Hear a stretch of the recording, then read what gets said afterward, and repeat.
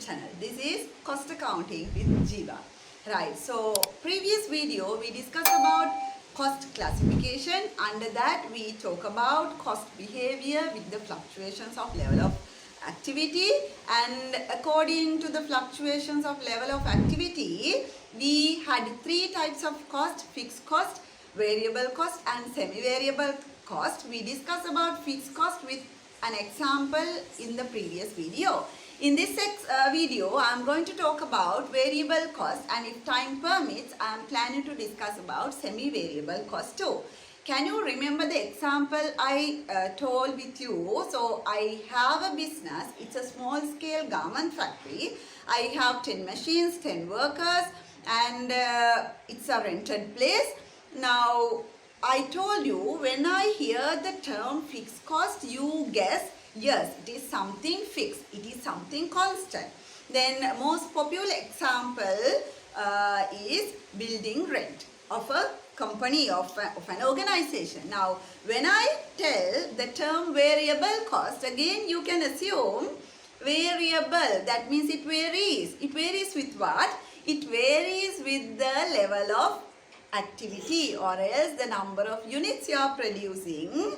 The variable cost, whatever the cost item we are talking today, will be changed accordingly. Now, can you guess any example for variable cost? Now, the same example, business example I am going to take for this variable cost, this video too. It is my small scale garment factory. Now think, I told you these days I am producing shirt. Now, to produce one shirt, I need, let's say, 2 meters, right? The clothing requirement, it is 2 meters. Now, to produce 2 shirts, it is 4 meters.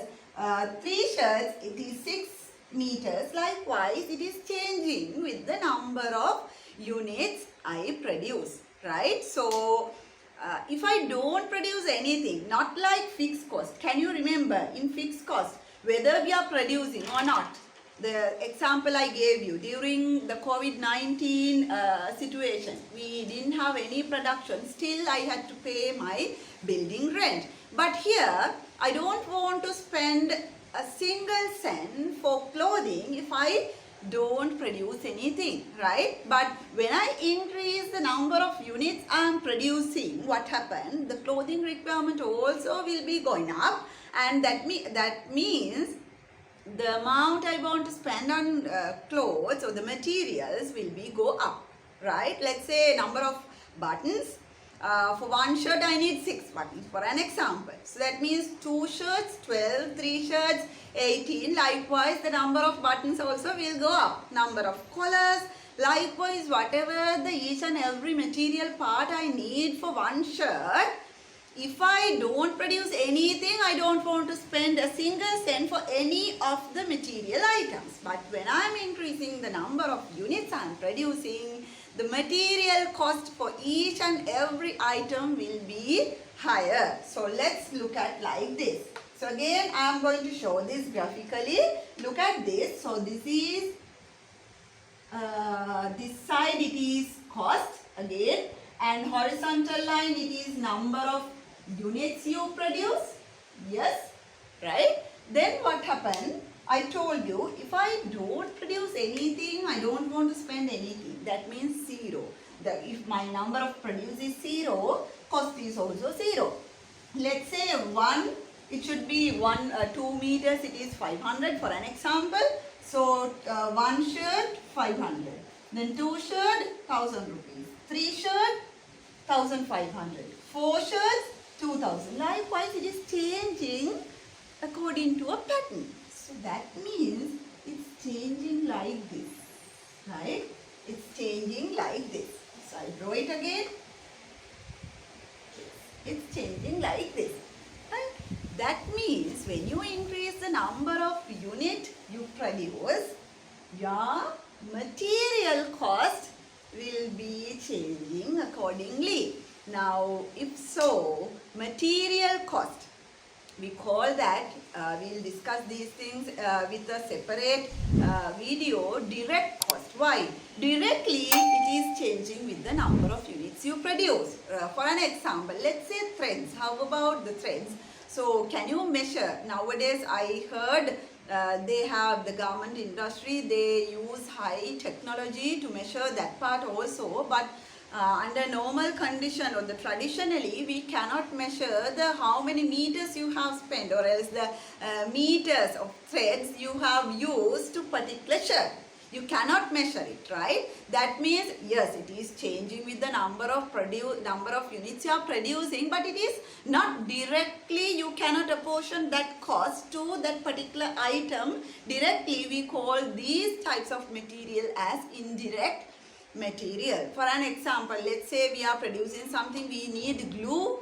So we know we are using 200 milliliters bottle, we are going to produce 20 items. That means per item we are spending this much of milliliters. Yes, we can calculate, but per item or else per product, can we say we put this much of drops, glue drops for that particular item? No, we cannot say like that. So but when we are increasing the number of units we produce, the glue bottle will be over. So that is, it is consuming or else it is changing, but we cannot apportion that cost directly to the particular product. So we name these types of materials indirect materials. Here I am talking about direct material, which you can apportion the cost of that material item directly to the production unit. So it is changing like this. If so, can you remember in fixed cost I told you fixed cost is changing like this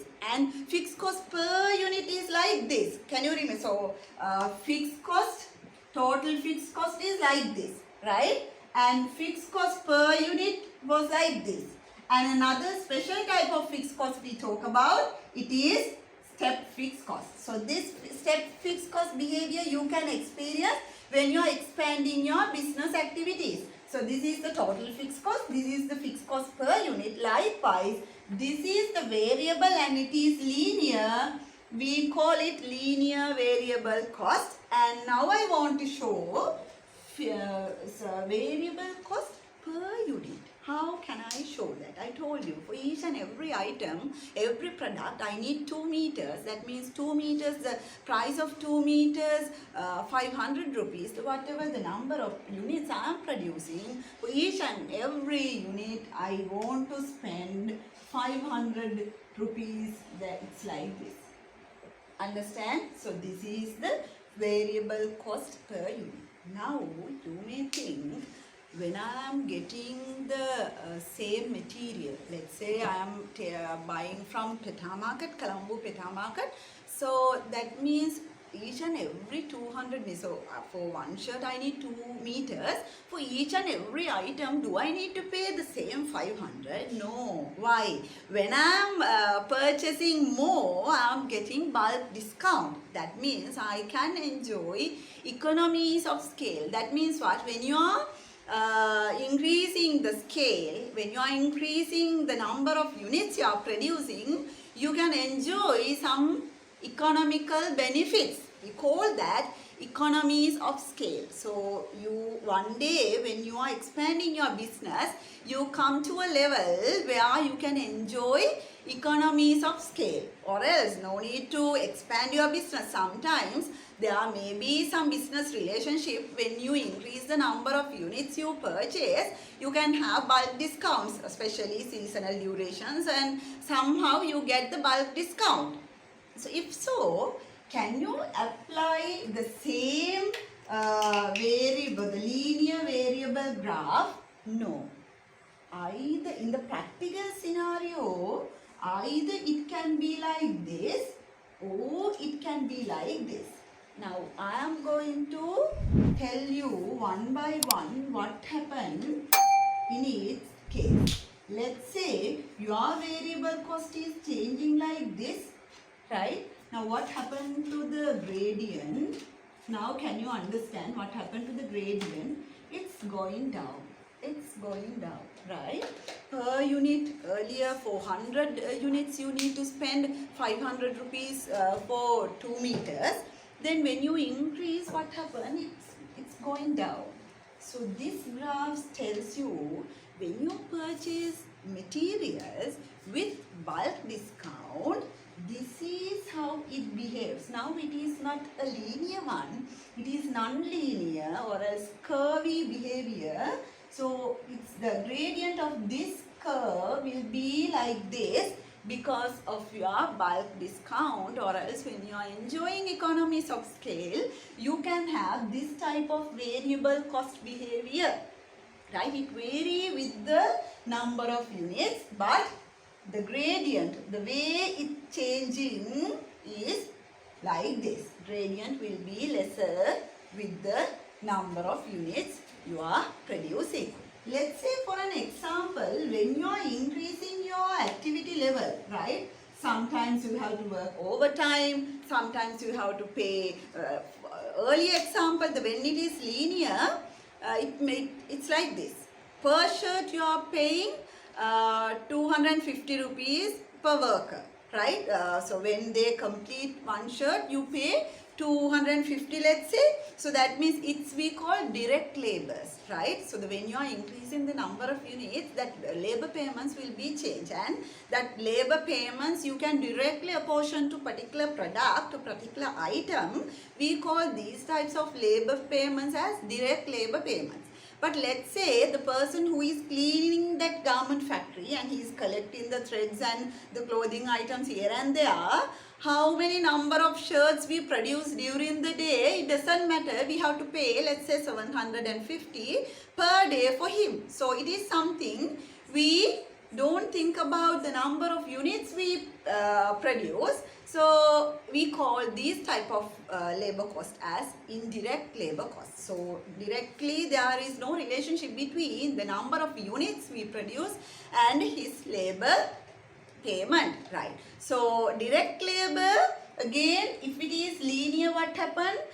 For one shirt I pay 250, two shirts I want to pay 500, three shirts I want to pay 750. Likewise, it is increasing in a linear fashion. But in the practical scenario, can you have that linear behavior for each and every situation? No. Sometimes if it is a seasonal duration, sometimes you want to submit that order quickly. So buyer asks you to submit it quickly. From their side there is an emergency. So we want to work sometimes overtime and we have to pay bonus. If so, this is how direct labor cost will be changed. Now what happened? Per shirt amount you are paying, look at the gradient. Now it's going up. Can you understand? The gradient is going up, right? Because you have to pay, other than your basic payment, sometimes you have to pay bonus and other overtime payments. If so, per unit, the amount you want to pay will be increasing. It is varying, but it's not the linear fashion, it's non-linear fashion for direct labor. Right. Hope everybody got that point. Variable cost is something, it is changing with the number of units you are producing, right? And the normal condition, it is the theoretical version. I would say theoretical version, it's the linear variation, but in the practical scenario we cannot have that linear version. Examples for variable cost are direct material and direct labor, but in the practical scenario, direct material, we know we don't have that linear fashion. We get bulk discount and we can enjoy the economies of scale. So the pattern, changing pattern will be little bit different from the linear fashion. And when we talk about direct labor, normally in the practical scenario, sometimes we have to pay bonuses and overtime. So with those items, our labor payments, direct labor payments also will be changing, and that behavior pattern also a little bit different from the linear fashion. So I am going to summarize all the graphs together with relevant to variable costs for your easy reference. So let's do that. As I couldn't summarize previous video, so quickly I summarize the fixed cost one. So this is what? Total fixed cost graph, right? This is total fixed cost graph, right? How it is changing. This is the cost and this is the number of units, right? This is the number of units and this is how it is changing. Okay. Then the next one I want to show you production per unit, sorry, fixed cost per unit. How I am going to tell it. So this is fixed cost per unit. This is how I can show it. It's like this. So this is the number of units again, number of units you produce, and this is the cost. Then the third one, when you are expanding your business, this is what you experience. It is we call the step fixed cost, right? So this is the stepped fixed cost graph. Step fixed cost graph. How it is happening? It is fixed for a certain level. Beyond that level, you want to go to another step. Again, it is fixed up to a certain level. Beyond that, again it is you want to go to another step. So when you are expanding your business, you want to move to a new step, but within that step, so you can have the constant experience. So that is step fixed cost. Total fixed cost, this is the normal condition, right? And fixed cost per unit, again with the normal condition. And here step fixed cost, when you are expanding the business, you can experience this type of graph. Most popular example will be your building rent, or else let's say you are hiring vehicles, so it may be that rent, right? So when you are expanding the business, you want to have more vehicles. That means you want to pay more rent for those vehicles. So then we'll summarize the variable cost again. Right. So